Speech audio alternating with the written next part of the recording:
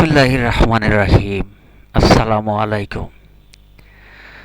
আমার প্রিয় স্যার আনিসুর রহমান মণ্ডল, বনগ্রাম, বীরকুৎসা, বাগমারা, রাজশাহী।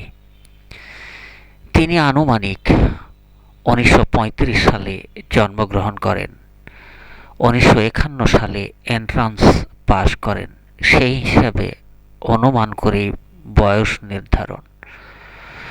তিনি 4 সন্তানের জনক, 2 জন ছেলে এবং 2 জন মেয়ে। বড় ছেলের নাম আলতাফ হোসেন রাজা, মেজ ছেলের নাম আলমগীর কবির লিটন, মেয়ের নাম নীলুফা ইয়াসমিন এবং আরেকজনের নাম নাদিরা শারমিন। একজন পিতা হিসেবে তিনি যথেষ্ট যত্নবান। তিনি ছিলেন প্রাথমিক বিদ্যালয়ের শিক্ষক। তিনি সত্যি একজন পরিবারের কর্তা হিসেবে যার দায়িত্ব পালন করা প্রয়োজন, তার কোনো কিছুরই ঘাটতি রাখেননি। তার কাছে গিয়ে যে উপদেশ বাণী পেয়েছি, সেগুলো আমার জীবনে প্রতিটি ক্ষেত্রে কাজে লেগেছে। তিনি আমার নাম পরিবর্তন করে রেখেছিলেন আব্দুল আলিম। আমার স্মরণীয়, আমার বরণীয় একজন ব্যক্তি। তিনি 2025 সালের 15ই মে মৃত্যুবরণ করেন। ইন্না লিল্লাহি ওয়া ইন্না ইলাইহি রাজিউন। আল্লাহ তাকে বেহেশত নসিব করুন, আমিন। তার বিষয়ে আমি অল্প কিছু তথ্য তুলে ধরলাম, যাতে এটা আমাদের অন্তরে চিরঞ্জীব হয়ে থাকে, মাঝে মধ্যে দেখতে পাই, আর সেই জন্যই সংরক্ষণ করার ব্যবস্থা করেছি। ধন্যবাদ সকলকে। আগে আপনারা একটা গান শুনুন, আমাদের শ্রদ্ধেয়জন। যাই হোক ভাই, আমার নাম আব্দুল আলী, কিন্তু তাই বলে আপনারা এটা ভাবেন না যে সেই মহামী শিল্পী আব্দুল আলী। তারপর আমার নামের একটা কাহিনী আছে। সেটা হলো, আমি আগে গান গাইতাম ছোটখাটো। এই গান গাওয়ার কারণে আমার পিতার দেওয়ার নাম আয়ুব আলী ছিল। সে নামটা কেটে আমার শ্রদ্ধেয় স্যার, যখন আমি 5ম শ্রেণীতে পরীক্ষা দেব, ঠিক এর আগ মুহূর্তে উনি নামটা চেঞ্জ করে আব্দুল আলী রেখেছেন। কারণ হলো, 5ম শ্রেণীতে ওঠার পরে আমাদের এক নতুন ম্যাডাম আসছিলেন। ম্যাডাম জয়েন করার পরে প্রতি বৃহস্পতিবারে উনি সাংস্কৃতিক অনুষ্ঠান এই একটা আয়োজন করতেন। তো সেখানে 2-4 জন ছেলে মেয়ের গান উপস্থাপনা করা হতো। তো আমিও একজন প্রার্থী ছিলাম সেখানে। তো আমার গান শুনে ওনাদের নাকি খুব ভালো লেগেছিল, যার জন্য আমার নাম ওনারা সবাই মিলে বসে, যে আয়ুব আলী আর রাখা যাবে না, নামটা আব্দুল আলিম দিলাম। যাই হোক, সেই স্যারের নাম আজকে আমি বহন করে চলেছি। আমার আগের নাম যাই হোক, সেই স্যার এখনো বেঁচে আছেন, তার জন্য দোয়া করবেন। ওনার বয়স এখন 91 বছর আছে। ওই 2 বছর থাকার কথা। বাবা, আমার মেয়ে আসছিল, সেদিন কেন আসলো? আমি রফি, কে আমার মেয়ে বললো যে গেছিলাম, যে কথাবার্তা কয়ে আসলাম।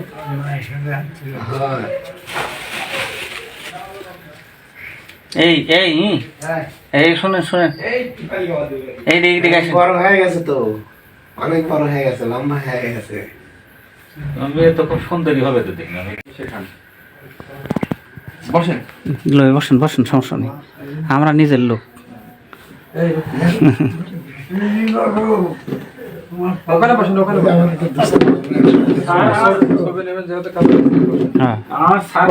খুব ইয়া করতেছেন। হ্যাঁ হ্যাঁ, আপনার কথা বলছিলাম, আপনি বললেন যে যাই বলে তাহলে বুঝবে।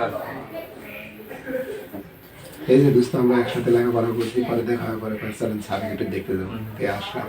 আমার বাড়ি আবার বাড়ি করছে এক জায়গায়। বসো। এই ইয়ার মুজিবর কে বৈনবতী এত কাছের লোক। মুজিবর কয় যে তুমি কি চিনো? আমি বলে কি কথা কই? আপনার নাম শুনছে অনেক, হ্যাঁ আপনার নাম শুনছে অনেক। নাম শুনছেন? বাবা দোয়া করেন আমার মেয়ের জন্য। ইয়ার নামাজ আপনি কি সময় বলে দিলে পারেন নাকি একা একাই সময় নির্ধারণ করতে পারেন? হ্যাঁ কোনদিন বলে দেওয়া লাগে এই নামাজ, কোনদিন বলে দেওয়া লাগে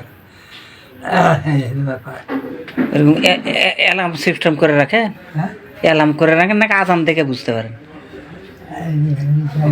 টাইম লিখে দেওয়া আছে। এই লেখাগুলো কি আপনি ধরতে পারেন? হ্যাঁ ছোট লেখা দেবে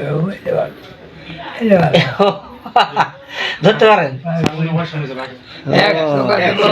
খুব ভালো দেখে, 10,000 টাকাতে একটা লেন্স লাগান স্যার, 1 লাখ টাকা দেবার চোখ কাটা, বুঝতে পারছেন? কাটায় দিয়ে 7 বছর যাওয়ার পরে এই চোখের কথা বলছে। হ্যাঁ তখন দেখলেন তো কিছু একটা 10,000 টাকা লাগবে, ভালো ভালো তো 1,000 টাকা দিয়ে ইঞ্জেকশন করে অন্ধ হয়। ও আচ্ছা, যতটুকু ছিল ওটাও হারা ফেলছেন। না আর কিছুই না, তার মানে খালি ডান চোখ দিয়ে দেখেন? তার মানে শুধু ডান চোখ দিয়ে দেখেন, তাই তো? আচ্ছা আচ্ছা, বুঝতে পারছি। এখনো পড়তে পারি, আল্লাহ বললা এক চোখ দিয়ে কোরআন শরীফও পড়তে পারি। ও, ঠিক আছে ঠিক আছে স্যার, আচ্ছা সালাম আলাইকুম। 10-এর নিচে নাই কোনো ইয়াতে কোচিংয়ে, কাম হবে না। বুঝা গেছে? তো এখন এই এটা ভালো কলেজে পড়ালে তাদের কাছে কইছে খাতা, এই হলো প্রধান পরীক্ষক, আর ওই স্যারে হলো খাতার দিকে কাছে জমা দিবে। খাতা বোধহয় 250 না 300 খাতা তো পায় একটা টিচারে।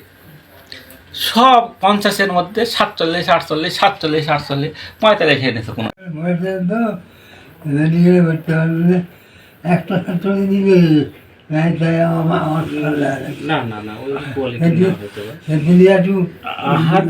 আহাদের ছেলে স্যার ওই 8ম শ্রেণী পর্যন্ত খুব মাথা ঠিক রাখতে পারছিল। আহাত মানে কি ওই যে শরীফুলেরই ওই মামা? এসএসসি তো জিপিএ 5 পাইছে, বোঝা গেছে? তারপর ইন্টারে যায় রাজশাহী বোধহয় কলেজেতে ভর্তি হলো, কলেজেতে, হ্যাঁ স্টুডেন্ট কলেজে ভর্তি হওয়ার পর ইন্টার পরীক্ষা দিতে বোধহয় সম্ভবত ওর মা ওরা স্ট্রোক করলো, আর মা অসুস্থ হয়ে গেল। ড্রপ দিছে, তারপর দ্বিতীয় শ্রেণীতে পাস করেছে, তারপরে ভালো রেজাল্ট আসেনি। তারপরে এই যে উচ্চ শিক্ষার জন্য ওই বছরে রেজ গেছে, পরে গেছে, এটা বোধহয় লাস্ট দিতে ভালো যায় কোনো সুযোগ হয়নি।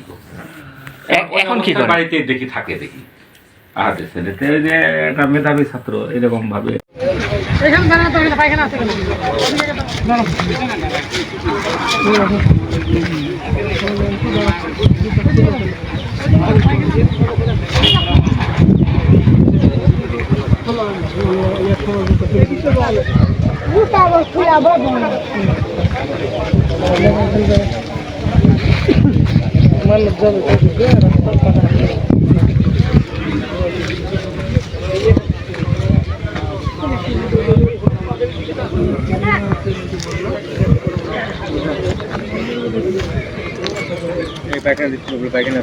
ওই যেটি